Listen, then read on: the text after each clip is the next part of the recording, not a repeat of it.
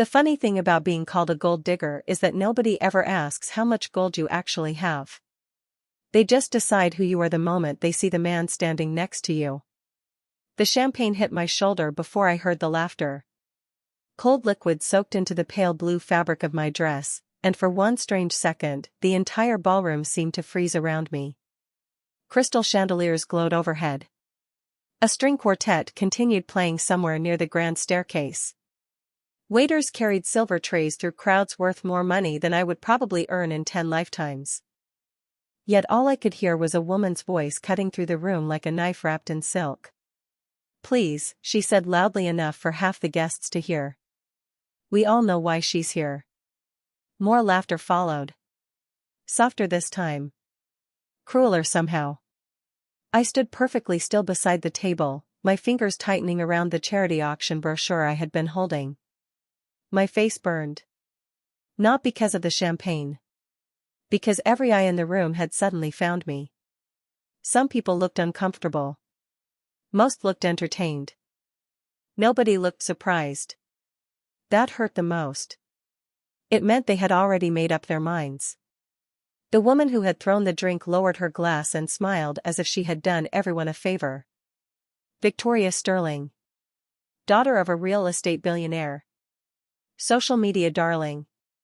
Future wife of somebody important, according to every magazine in New York. Her diamond earrings sparkled as she tilted her head and looked me over. "How much longer are we pretending?" she asked. "She's a schoolteacher from Brooklyn." "He's Damian Romano." A few guests exchanged knowing glances. Someone near the bar chuckled. Another woman shook her head as if disappointed in me. I swallowed hard. My throat felt tight. "I didn't come here for this," I said quietly. Victoria laughed. "Of course you did." The words landed harder than the champagne. Around us, conversations had stopped. The entire ballroom seemed to be listening now. Waiting. Judging. Measuring. I could almost hear the thoughts moving through the crowd. Gold digger. Opportunist. Another pretty woman chasing a billionaire. They didn't know me. They didn't know that my apartment was barely 700 square feet. They didn't know I spent most weekends organizing school supply drives for families who couldn't afford backpacks. They didn't know that I had worn the same winter coat for 4 years because replacing it never seemed important. None of that mattered tonight. All they saw was Damian Romano's name attached to mine. Victoria stepped closer. "Tell me," she said sweetly. "How much was it worth?" I blinked. "What?" "Your dignity." A few people gasped. Others smiled into their drinks. My chest tightened. I wanted to leave. I wanted to disappear. But something inside me refused to move. Maybe pride. Maybe exhaustion. Maybe I was simply tired of being judged by people who had never struggled a day in their lives. So I lifted my chin and met her eyes. "Less than yours apparently." Silence. Complete silence. Victoria's smile vanished. For one glorious second, nobody knew what to say. Then a low murmur spread through the crowd. The room shifted. Not enough to save me. Not enough to change anything. But enough for people to realize I wasn't going to cry. I wasn't going to beg. I wasn't going to run. And then, from somewhere behind the crowd, a familiar voice spoke. Calm. Deep. Dangerous in the quietest possible way. "Is there a reason everyone seems interested in my future wife?" The ballroom went completely still. I did not answer him. Not because I was afraid, but because the sound of Damian Romano's voice pulled me somewhere else entirely. 3 months earlier, rain had been falling over Brooklyn in thick silver sheets, turning the sidewalks into mirrors and the streetlights into blurry halos of gold. My shift at Jefferson Elementary had ended an hour before, but I was still carrying a box of donated books toward my aging Honda Civic parked half a block away. The cardboard had grown soft from the moisture. My arms ached. My shoes were soaked. And all I could think about was getting home to my tiny apartment and heating up leftover soup. I remember laughing at myself when one of the books slipped out and landed in a puddle. 28 years old. Graduate degree. Full-time teacher. And somehow still living paycheck to paycheck. Life was not glamorous, but it was mine. That was enough. At least, that is what I believed before I saw the little boy standing alone in the rain. He could not have been older than 7. Blonde hair. Red jacket. No umbrella. No parent in sight. Traffic moved steadily through the intersection while he stood frozen near the curb, staring across the street with wide frightened eyes. Every instinct told me something was wrong. I set the box down and hurried toward him. "Hey, buddy," I called gently. "Are you okay?" The boy looked up but did not answer. Water dripped from his hair. His lower lip trembled. "Did you get separated from someone?" Still nothing. Then he pointed across the street. I followed his finger and saw a black SUV parked along the curb. Expensive. Immaculate. Completely out of place on that block. Before I could say anything else, 2 men in dark coats emerged from a nearby building and started moving quickly toward us. The boy immediately relaxed. Relief flooded his face. One of the men reached us first. His expression shifted from concern to gratitude. "Thank you," he said. "We have been looking everywhere." The second man crouched beside the child and spoke quietly. The boy nodded. I smiled, relieved the situation had a simple explanation. "Glad he is okay." I turned to leave. "Mississippi." The voice stopped me. Deep. Controlled. Unmistakably confident. I looked toward the SUV. A man had stepped out from the rear passenger door. Tall. Broad shoulders. Dark hair brushed neatly back despite the weather. Even from 30 feet away, there was something impossible to ignore about him. Not arrogance. Not celebrity. Presence. The kind that made people instinctively pay attention. He walked toward us with measured steps. Rain dotted the shoulders of his charcoal overcoat. His eyes settled briefly on the child before moving to me. Green. Sharp. Observant. The little boy immediately ran toward him. The man's serious expression softened for half a second as he placed a hand on the child's shoulder. Then he looked at me again. "You stayed with him?" It was not a question. "Of course I did," I replied. He was alone. Something unreadable crossed his face. Almost surprise. Almost respect. Then he nodded once. Most people would have kept walking. I shrugged. Most people are better at minding their own business than I am. For the first time, the corner of his mouth moved. Not quite a smile. But close. And for reasons I could not explain, I had the strange feeling that meeting Damian Romano was going to change everything. Most people think fear announces itself. They imagine raised voices, flashing warnings, obvious danger. Real fear is quieter. It is walking into a room and realizing everyone else already knows a name you have never heard before. 2 days after meeting Damian Romano, I learned exactly who he was. The discovery happened the way most life-changing things do. Completely by accident. I was eating lunch in the teacher's lounge, grading spelling tests while balancing a paper plate with a sandwich that had gone cold an hour earlier. Someone had left the television on. The local news played softly in the background while teachers discussed lesson plans and budget cuts. I was halfway through correcting a 5th grader's creative interpretation of the word dinosaur when a familiar face appeared on the screen. My pen stopped moving. Damian stood outside a Manhattan office building surrounded by reporters. Dark suit. Calm expression. The same green eyes. The same impossible presence. Even through a television screen, he looked like someone who occupied more space than everyone around him combined. "Romano Enterprises announced another acquisition today," the reporter said. The deal is expected to create thousands of jobs across New York State. I stared at the screen. One of the teachers noticed. That guy is everywhere lately. Another nodded. Billionaire. Real estate. Shipping. Technology.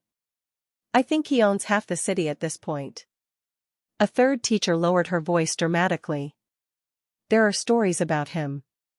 Everyone laughed. The conversation moved on. Mine did not. Later that evening, curiosity got the better of me. I opened my laptop and searched his name. The results seemed endless. Business magazines. Charity foundations. Interviews. Awards. Photos with governors, mayors, celebrities, athletes. The deeper I looked, the stranger it felt.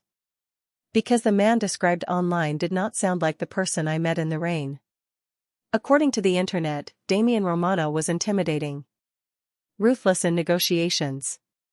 Impossible to impress. One article called him the most powerful bachelor in America. Another claimed he had not attended a social event without security in almost 10 years. Yet the only version I knew was a man who had thanked a schoolteacher for helping a lost child. My phone buzzed. An unknown number appeared on the screen. I almost ignored it. Almost. Hello? Grace Carter. My stomach immediately tightened. I recognized the voice before he said another word. You sound surprised. I stood from my kitchen table so quickly my chair scraped the floor. How did you get this number? A pause. That is your first question? I hated that I smiled. It seems like an important one. His voice carried the faintest hint of amusement. The school directory. That is mildly concerning. I will try harder next time. I laughed before I could stop myself. Silence followed. Not awkward silence. Comfortable silence. Strange silence. The kind that feels dangerous because it arrives too quickly. Finally he spoke again. I owe you dinner. You do not. I do. For helping a lost child? For reminding me there are still decent people in New York. My heart stumbled unexpectedly. I looked out the apartment window toward the glowing city beyond. I am not sure that deserves dinner. Good, Damian said. Then perhaps you will let me buy coffee instead. The first thing I noticed about the coffee shop was that nobody seemed to recognize him. For a man whose face appeared on magazine covers and business channels every week, Damian Romano somehow sat at a corner table like he belonged there.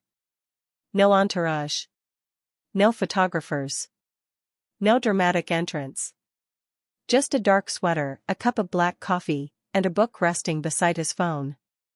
I almost walked past him. Almost. Then those green eyes lifted and found me through the crowd. Something warm settled in his expression. Not excitement. Not relief. Recognition. As if he had expected me to show up all along. You came, he said. I slid into the chair across from him and set my umbrella against the wall. You sound surprised. Hopeful, he corrected. Not surprised. I hated how that answer made me smile.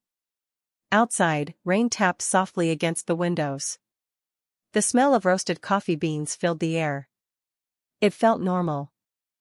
Comfortably normal. Which was strange considering I was sitting across from one of the wealthiest men in America. So, I said, wrapping both hands around the paper cup. Do you always get phone numbers from school directories? Damian leaned back slightly. Only when tracking down heroes. I laughed despite myself. That child was lost for 5 minutes. 7. You counted? Of course. There was something about the way he said it. Something that suggested details mattered to him. The little things. The things most people ignored. Our conversation drifted easily after that. Books. Favorite teachers. Terrible cafeteria food. New York traffic. I learned he preferred walking whenever possible. He learned I still carried student loan debt. He admitted he hated formal parties. I admitted I had never attended one. Time slipped by unnoticed. For nearly 2 hours, Damian Romano stopped feeling like a headline and started feeling like a person. Then reality returned. A young woman approached our table holding a phone. She looked nervous. Excited. "Excuse me," she said softly. "Could I take a picture with you?" Damian immediately stood. Polite. Gracious. Professional. The woman nearly shook with happiness. After she left, 3 more people approached. Then 2 more. Then another. Within minutes the entire atmosphere changed. People whispered. Stared. Pointed. Recognition spread through the coffee shop like wildfire. I watched Damian handle every interaction with practiced patience. Yet something in his eyes dimmed each time another stranger interrupted. Finally I stood and reached for my coat. I should go. His attention snapped back immediately. Already? You are becoming a local attraction. A faint smile appeared. Occupational hazard. I hesitated. Thank you for the coffee. Grace. The way he said my name made me stop. Can I see you again? The question caught me off guard. Not because of what he asked. Because of how he asked it. No arrogance. No expectation. Just genuine curiosity. Like my answer actually mattered. I looked out the window. Rain continued falling over Brooklyn. Somewhere deep inside, a warning voice told me this was dangerous. Not because Damian was unkind. Because people like him lived in worlds people like me only visited. Worlds built from money, influence, and expectations. Worlds where I did not belong. Yet when I looked back at him, all I saw was the man who had thanked a stranger for helping a child. Maybe, I said. Damian smiled slowly. And for the first time since meeting him, I realized I might already be in trouble. Some people arrive in your life like fireworks. Loud. Impossible to ignore. Damian Romano arrived like a question I could not stop thinking about. The days after our coffee meeting should have returned to normal. I had lesson plans to finish. Parent emails to answer. A classroom full of 5th graders determined to test the limits of my patience before summer break. Life should have pulled me back into its familiar rhythm. Instead, I found myself noticing every time my phone vibrated. Not because I expected a message. Because part of me hoped for one. The realization annoyed me. On Thursday afternoon, I was hanging student artwork along the hallway wall when my phone lit up. Damian. Just seeing his name made something flutter unexpectedly inside my chest. I opened the message. I need professional advice. I stared at the screen. Then typed back. About what? His response arrived immediately. Apparently a 7-year-old boy believes broccoli is a government conspiracy. I laughed so suddenly that another teacher looked up from across the hallway. The conversation continued for nearly 20 minutes. It was ridiculous. Completely ridiculous. Yet somehow it became the highlight of my day. Over the following weeks, the messages became calls. The calls became dinners. Not expensive restaurants. Not private clubs. Small places hidden throughout the city. Family-owned diners. Pizza shops. Coffee houses. Places where nobody expected to find Damian Romano. Places where he seemed happiest. The strangest part was watching people react to him. Executives became nervous around him. Politicians carefully measured every word. Reporters chased him whenever they had the chance. Yet children adored him almost immediately. One Saturday afternoon, I brought him to a community fundraiser at our school. Nothing glamorous. Folding tables. Homemade cookies. Face painting. Second-hand books sold for $2 each. The kind of event that barely made enough money to keep programs running.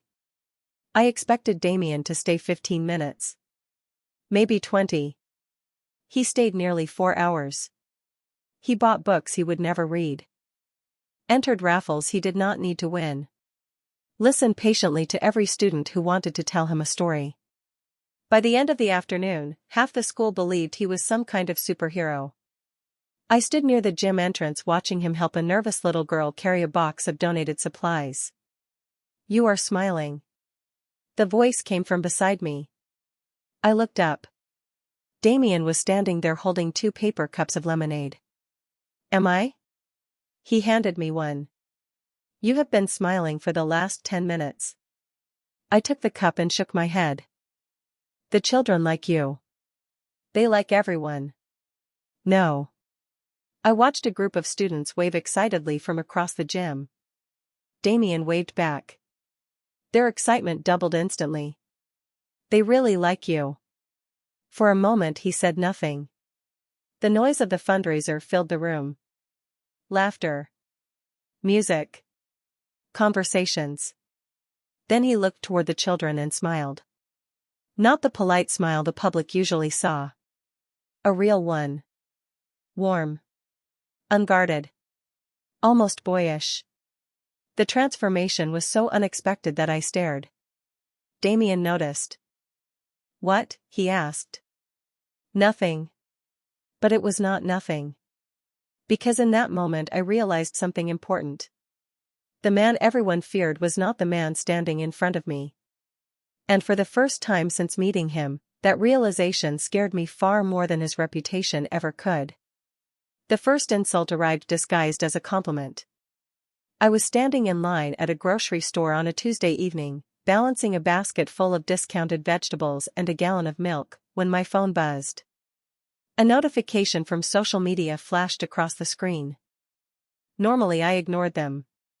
That night, curiosity won. I opened the article and immediately wished I had not. There was a photograph of Damien and me leaving a small restaurant in Brooklyn. Nothing dramatic. Nothing inappropriate. Just 2 people walking down a sidewalk. Yet the headline told a completely different story.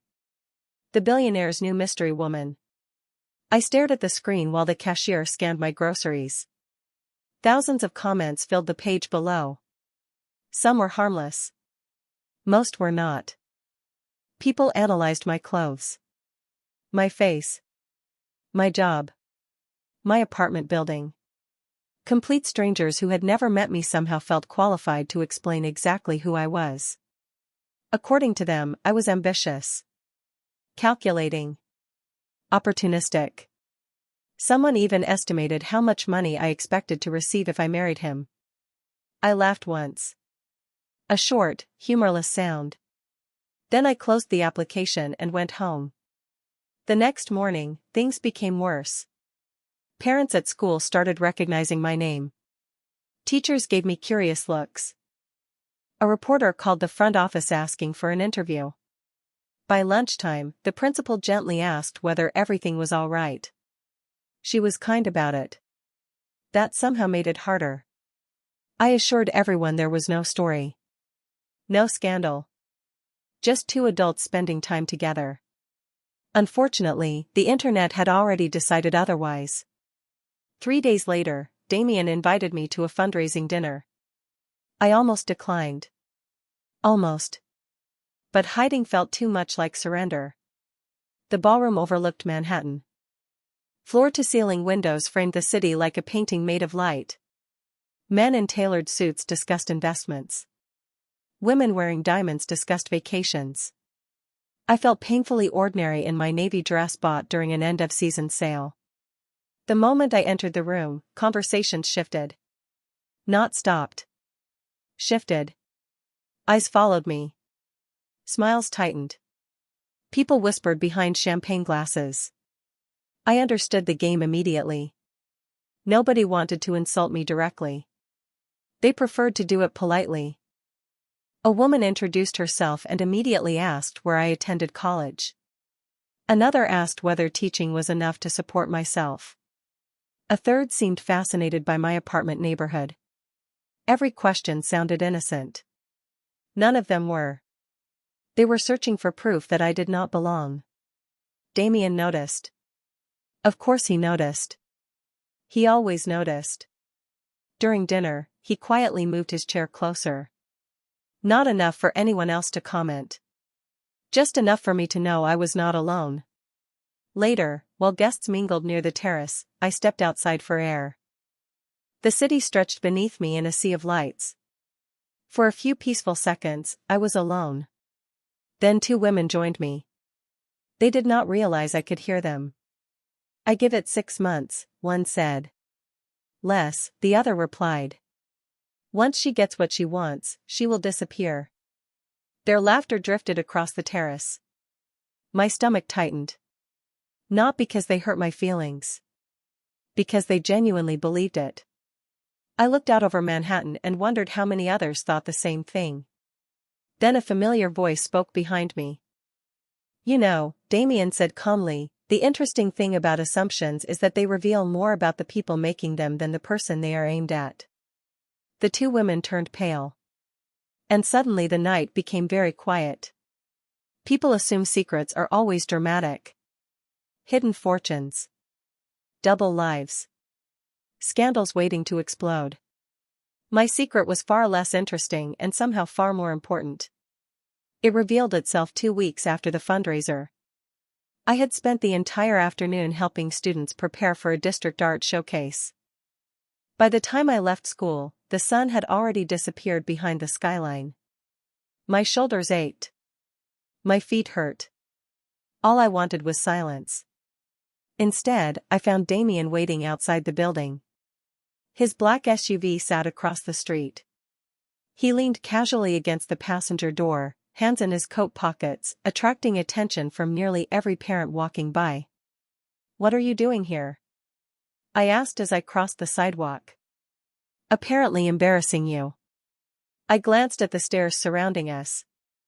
You are succeeding. He smiled. Good. Get in. 20 minutes later we were driving through Brooklyn. At first I assumed he was taking me to dinner. Then I noticed we had passed every restaurant I knew. Where are we going?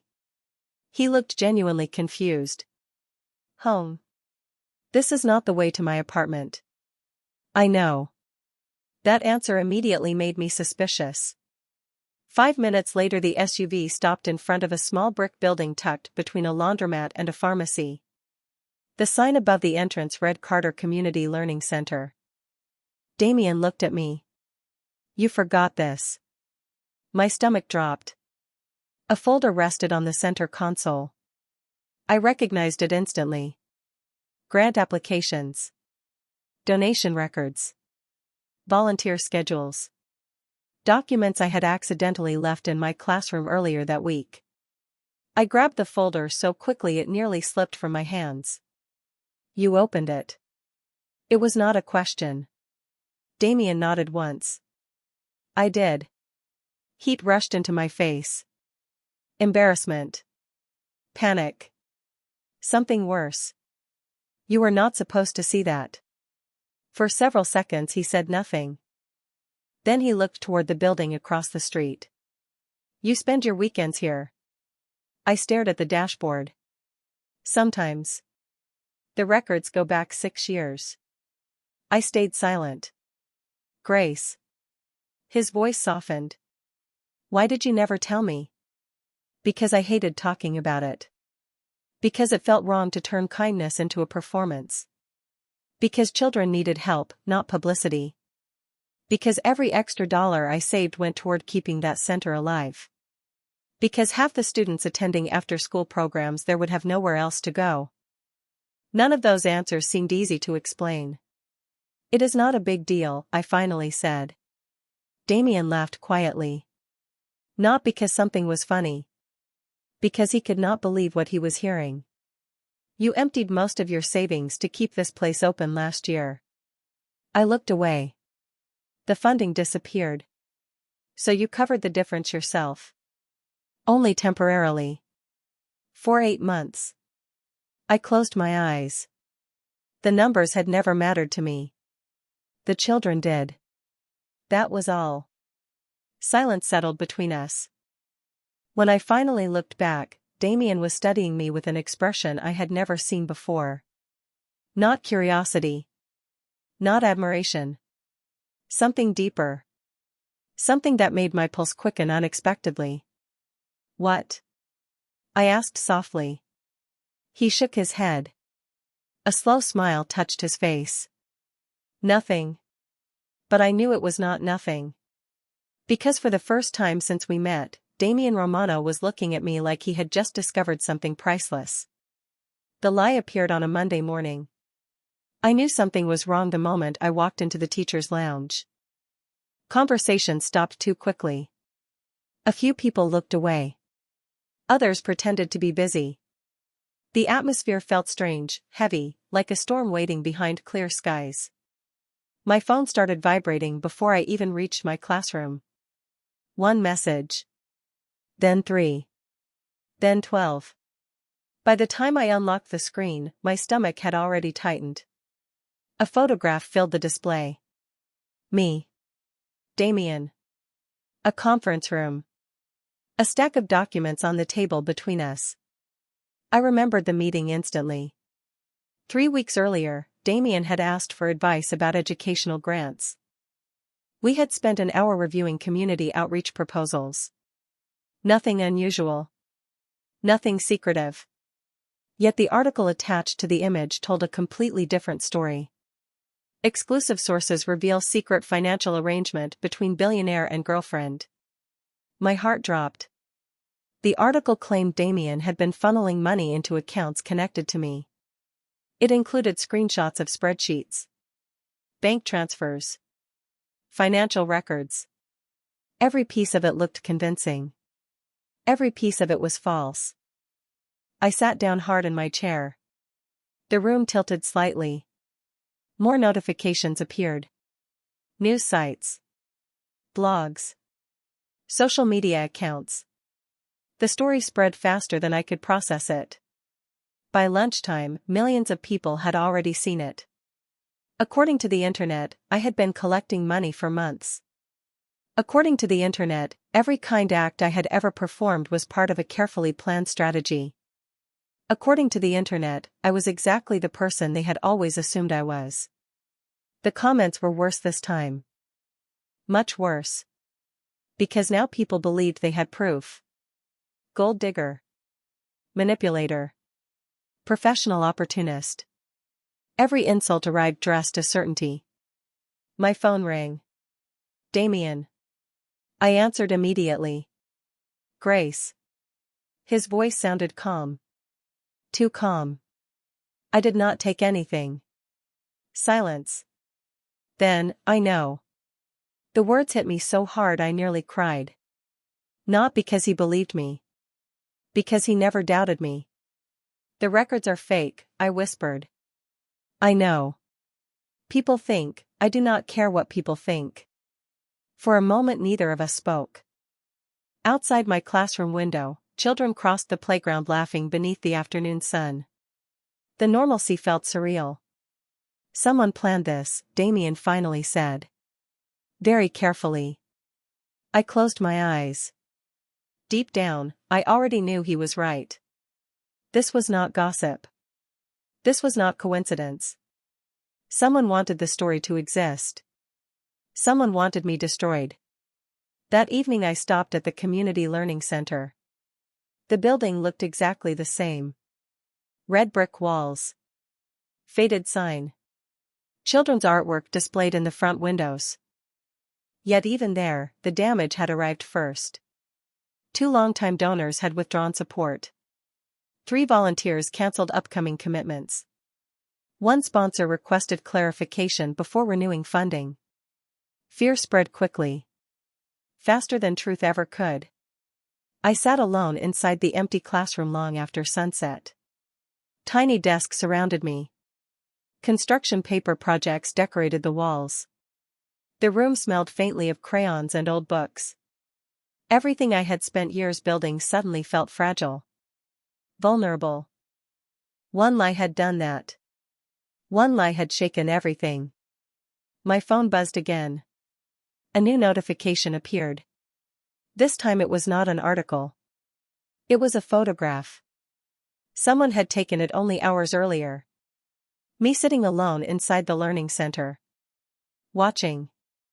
Waiting. The caption underneath contained only 4 words. This is just beginning. The hardest part about losing something is not the moment it disappears. It is the moment you realize you might never get it back. 3 days after the article exploded across the internet, I was sitting across from the principal in her office. The blinds were partially closed. Afternoon sunlight stretched across the carpet in pale stripes. A half-finished cup of coffee sat beside her computer. Everything looked ordinary. That somehow made the conversation feel worse. She folded her hands carefully on the desk. Grace, this is temporary. Whenever someone starts a sentence that way, it almost never is. I stared at the framed student artwork hanging behind her chair. The school board is receiving pressure. I nodded. Parents are concerned. Another nod. There are reporters calling daily. My throat tightened. I understand. And I did. That was the problem. I understood every reason they were giving me. None of them changed how much it hurt. By the end of the meeting, I was placed on administrative leave pending review. Not fired. Not officially. Just removed quietly enough to make everyone comfortable. I packed my classroom after hours. The building was nearly empty. Desks sat neatly arranged beneath fluorescent lights. Construction paper projects still decorated the walls. A stack of essays waited on my desk for grades I would never get to finish. I moved slowly, placing books into cardboard boxes one at a time. Every item carried a memory. A thank you card from a student. A photograph from a science fair. A drawing labeled "World's Best Teacher" in crooked handwriting. By the time I reached the parking lot, the sun had already disappeared. My phone rang. Damien. I almost ignored it. Almost. Grace. Hearing his voice made everything harder. How bad is it? I laughed softly. Not because anything was funny. Because he already knew. I lost my classroom. Silence answered me. Long silence. Then, I am sorry. The sincerity in his voice nearly broke me. I sat inside my car staring through the windshield. This is bigger than both of us now. No. His answer came immediately. It is not. Damien. You did nothing wrong. I closed my eyes. That does not matter anymore. Another silence followed. This one heavier. More dangerous somehow. You are thinking about leaving. My breath caught. Because he was right. The thought had been growing quietly inside me for days. Not leaving New York. Leaving him. Leaving whatever this had become before more damage spread outward. Before more people got hurt. Before his reputation suffered because of me. Grace. My name sounded different when he said it. Softer. Do not make decisions because other people are cruel. I gripped the steering wheel until my knuckles turned white. What if staying cost you everything? For the first time since I met him, Damien did not answer immediately. The silence stretched. Then he spoke quietly. The only thing I am afraid of losing is you. Tears burned unexpectedly behind my eyes. I looked out across the empty parking lot. Streetlights glowed against the darkness. Somewhere beyond them, the city continued moving forward without me. And for the first time, I wondered whether walking away from Damien Romano would save us both. Or destroy the one thing neither of us had expected to find. The next morning, I disappeared. Not completely. I still answered messages from the learning center. I still paid bills. I still bought groceries. But I stopped answering Damien's calls. I stopped reading articles. I stopped looking at comments written by people who had never met me. For the first time in years, I felt tired in a way sleep could not fix. 3 days passed. Then 5. Then 7. During that entire week, Damien never showed up at my apartment. Never pressured me. Never demanded an explanation. The only thing he sent was a single message every evening. I hope you ate today. Or, the weather is getting colder. Bring a coat. Tiny messages. Quiet messages. The kind that somehow hurt more because they expected nothing in return. On the 8th day, I was organizing donated books at the learning center when my phone rang. It was Sarah, one of our volunteers. Her voice sounded breathless. Grace, turn on the television. My stomach immediately tightened. Why? Just do it. I found an old television in the staff office and switched it on. Every major news channel seemed to be covering the same story. Financial fraud investigation. Fabricated records. Coordinated misinformation campaign. My heart started racing. A reporter stood outside a federal courthouse explaining that digital forensic analysts had traced the false documents used against me. The spreadsheets. The bank records. The fabricated transfers. All of them had been created by a private consulting firm hired through a chain of shell companies. I sank into a chair. Oh my God. More details followed. The timeline. The fake accounts. The manipulated images. Everything. Piece by piece, the lie was collapsing in public. Then a familiar face appeared on screen. Damien. Standing behind a podium. Calm as always. Controlled as always. Yet something in his expression looked different. Tired. Determined. Human. Reporters shouted questions from every direction. He ignored most of them. Then one journalist asked the question everyone wanted answered. Mr. Romano, why spend so much time and money defending someone the public believes used you? Silence filled the room. Damien adjusted the microphone. For 1 second, he looked directly toward the cameras. Toward millions of strangers watching. Toward me. Because the public was wrong. The room fell silent. Even the reporters stopped moving. Damien continued. Grace Carter has dedicated years of her life to helping children, supporting families, and building opportunities for people who needed them. She did those things long before she met me. She did them when nobody was watching. She did them when there was nothing to gain. My eyes burned. The easiest thing in the world is judging someone from a distance, he said. The harder thing is admitting you were mistaken. Another reporter stood. Do you believe she was targeted intentionally? Damien's expression hardened slightly. I know she was. And who is responsible? For the first time, a faint smile touched his face. Not a happy smile. A confident one. We will be discussing that very soon. The broadcast ended minutes later. I sat alone in the office staring at the blank screen. My phone immediately began ringing. Messages flooded in. Reporters. Colleagues. Former donors. People who had ignored me for weeks suddenly wanted conversations. Explanations. Forgiveness. None of that mattered. Because buried beneath hundreds of notifications was a new message from Damien. Just 6 words. Tomorrow night. The truth comes out. The ballroom looked exactly the same as it had weeks earlier. Crystal chandeliers. Polished marble floors. Expensive smiles. The only difference was me. The last time I entered a room like this, people whispered behind my back. This time they stopped talking altogether. I stood near the entrance holding my breath while cameras flashed across the room. Every major donor in the city seemed to be present. Business leaders. Politicians. Journalists. Socialites. People who had spent weeks discussing my life as though I were a character instead of a person. Tonight they had all come for answers. The giant screens hanging above the stage glowed softly against the dark ceiling. Waiters moved through the crowd carrying trays of sparkling water and champagne. Conversations remained polite, but tension floated beneath every word.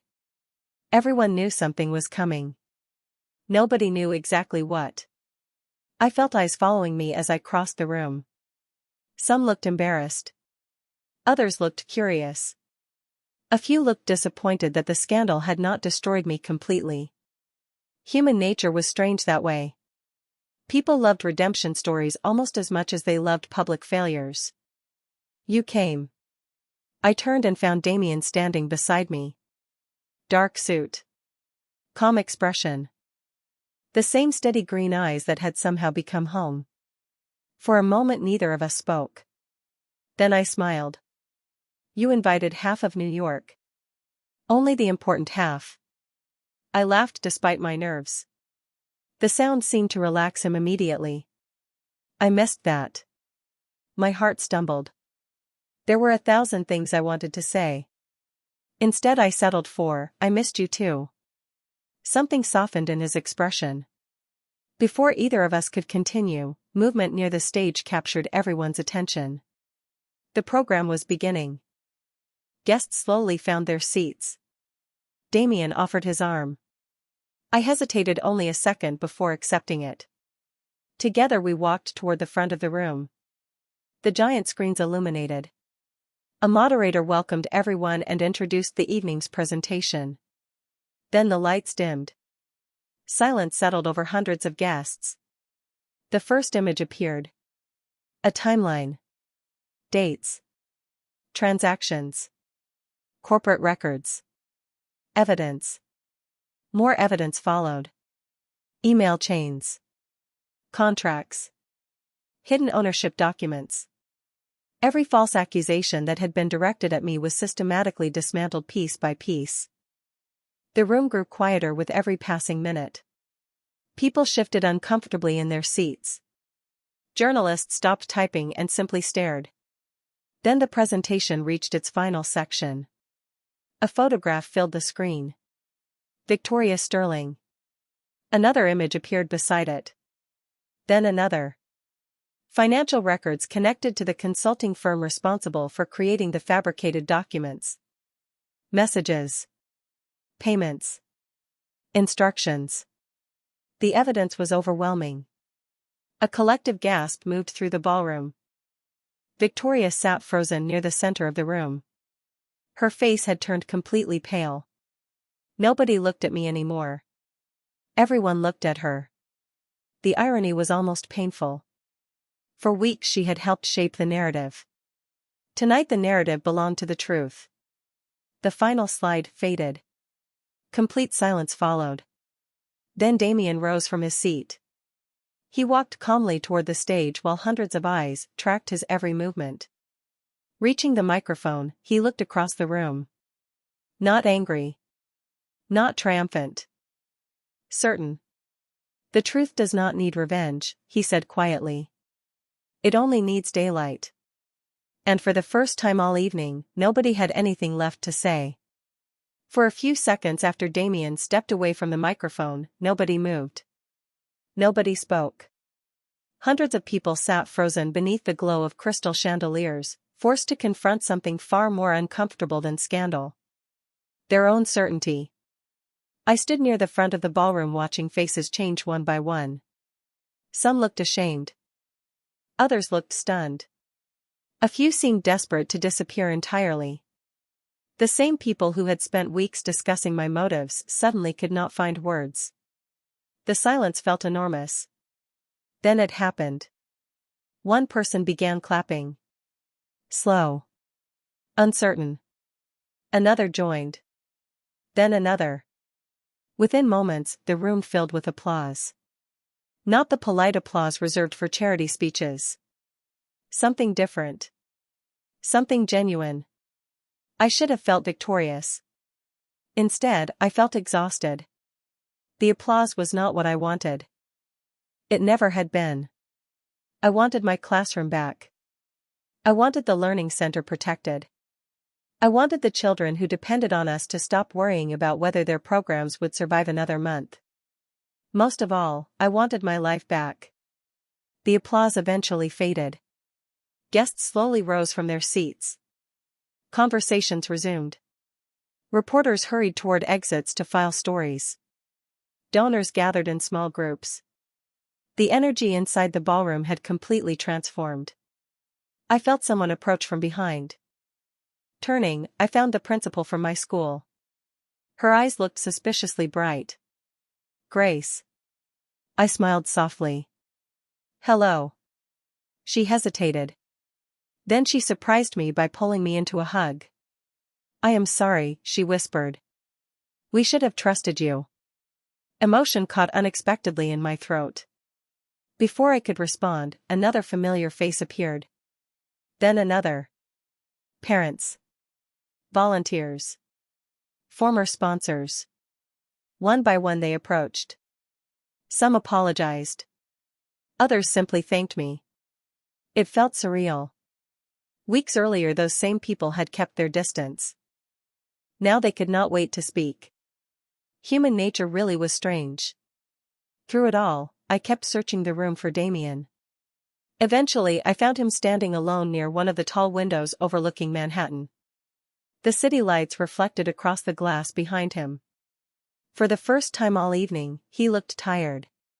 Not physically. Emotionally. Like someone who had been carrying a weight for far too long. I crossed the room toward him. "You did not have to do all of that." His eyes met mine. "Yes, I did." "You could have ignored it." A faint smile touched his face. "You know me better than that." I laughed quietly. "Apparently I do." The city glowed beneath us. Yellow lights. Endless streets. Thousands of lives unfolding at once. For a moment neither of us spoke. The silence felt comfortable. Familiar. Then Damien looked out across the skyline and shook his head. "Do you know what bothered me the most?" I waited. "It was never the headlines." His voice remained calm. "It was watching you suffer because people could not imagine someone being kind without wanting something in return." My chest tightened. There are still good people in the world. He turned toward me completely. "I know." His expression softened. "I found one." My heart skipped. The noise of the ballroom seemed to disappear. The city faded. The crowd vanished. There was only Damien standing a few feet away looking at me with complete certainty. Then he reached into his jacket pocket. And suddenly every heartbeat in my body forgot how to function. For one terrifying second, I thought he was about to propose. My pulse crashed into my ribs. The ballroom disappeared. The city lights beyond the glass blurred into streaks of gold. Then Damien pulled out a folded piece of paper instead of a ring, and I released a breath I had not realized I was holding. He noticed immediately. A slow grin appeared. "You look disappointed." Heat rushed into my face. "I absolutely do not." "Of course not." His amusement only made things worse. I crossed my arms. "What is that?" The smile faded into something gentler. More serious. He unfolded the paper carefully and handed it to me. At first I did not understand what I was looking at. Then the words came into focus. Carter Community Learning Center. My hands began to shake. Renovation funding. Educational grants. Scholarship endowments. Operational support guaranteed for 10 years. 10 years. I stared at the document. Then at him. Then back at the document. "Damien." My voice barely worked. "You cannot do this." "I already did." "This is too much." "No." His gaze never left mine. "What happened to you showed me something." I swallowed hard. "What?" He glanced across the ballroom toward the crowd. Toward the people who had spent weeks judging me. "The world is full of people who invest in things." Then he looked back at me. "You invest in people." My eyes burned immediately. Children should not lose opportunities because adults make mistakes. I looked down at the document again. Hundreds of futures. Thousands of possibilities. Protected. Secure. Safe. Everything I had worried about. Everything I had stayed awake thinking about. Gone. Not because someone rescued me. Because someone finally believed in the same things I believed in. Thank you, I whispered. Damien shook his head. Do not thank me. Why? His expression softened. Because you earned every bit of it before I ever met you. Silence settled between us. Comfortable. Honest. Real. Around us, the gala continued. Conversations resumed. Glasses clinked. Music drifted softly through the ballroom. Yet somehow it felt like we were standing alone. Then Damien surprised me again. He took a small step forward. Not dramatic. Not theatrical. Just close enough that I could see the exhaustion leaving his eyes. There is one more thing. My heart immediately started racing again. Damien. He laughed quietly. Relax. You are impossible. That is fair. For a moment he simply looked at me. The way someone studies a view they never want to forget. Then he said the words I would remember for the rest of my life. Thank you for seeing me before everyone else remembered who I was. Emotion caught in my throat. Because I understood exactly what he meant. The billionaire. The headlines. The influence. The reputation. None of that was the person I met in the rain. You helped a lost child, I said softly. That is who I saw. His smile returned. Warm. Genuine. Unguarded. The smile that first appeared in a Brooklyn coffee shop months ago. The smile that changed everything. Later that night, as Manhattan glittered beneath the stars and the city stretched endlessly beyond the windows, I realized something important. People had spent months measuring value in money, status, and appearances. They thought wealth was what made a person worth choosing. They were wrong. The rarest thing in the world is not being admired when life is easy. It is being believed when everyone else doubts you. And standing beside Damien Romano, I finally understood that sometimes the greatest love story is not about finding someone powerful. It is about finding someone who sees your worth long before the rest of the world does.